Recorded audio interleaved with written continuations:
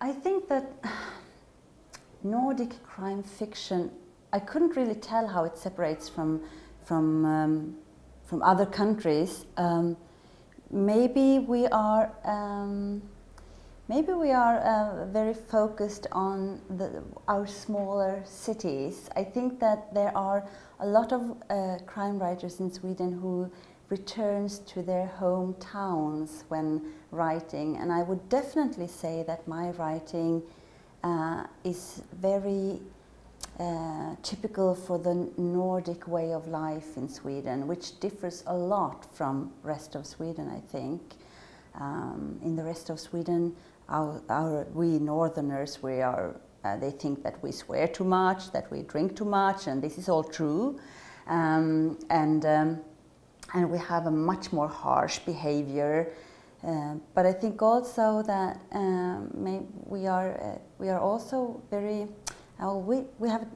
we take care of each other. Everyone knows everybody, so that also you can tell in society also that we think that they can make up laws in Stockholm, but what does any of that have to do with us? So we have our own way of life, and I think that is very characteristic for my writing. Rebecka Martinsson is a tax lawyer who very reluctantly returns to this little small mining community in the north where she grew up. Once you have left your small community and maybe studied in a big city, when you return, you're not the same person anymore, and the town you left is not really the same anymore. So I think all of that sort of creates a sort of a conflict within and also with the people you return to, and all of these things is interesting to explore as a writer. And in Blood Spilt, she can't work anymore because of what happened in the first novel. That damaged her a bit. So she is now not working, but returns to Kiruna and is dragged into this unsolved old murder of a female priest in a church. So that is sort of how this story starts. Oh, I could not see my novels take place anywhere but in Kiruna, which is a problem because they are actually moving the city because of the iron mine. So what I'm going to do then, I have no idea.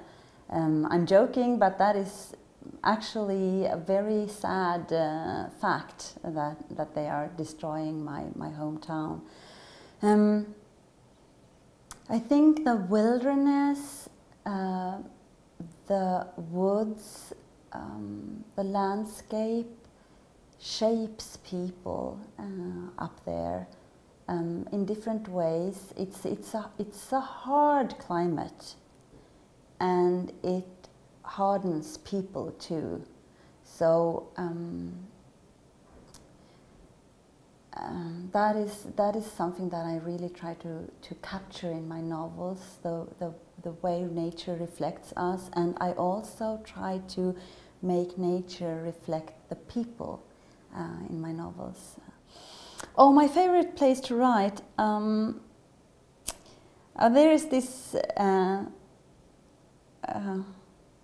Swedish writer, Henning Mankell. He once said that when he was young, he wrote in this small little apartment in a house that was going to be tear down. So there was no electric light except in the oven. If you opened the oven, there was this lamp inside of it. So he opened the oven and used that. He sat on the floor and used it as a desk. And he said after that, he never makes excuses for not writing. He can write anywhere, airports, if there are people around you. And I think it's the same thing for me. I have kids. I have a dog. People come and go in my home. I don't need a quiet, private place. I don't want a closed door in my life. So I think every place is a good place. Give me a pen and a paper and I'm fine.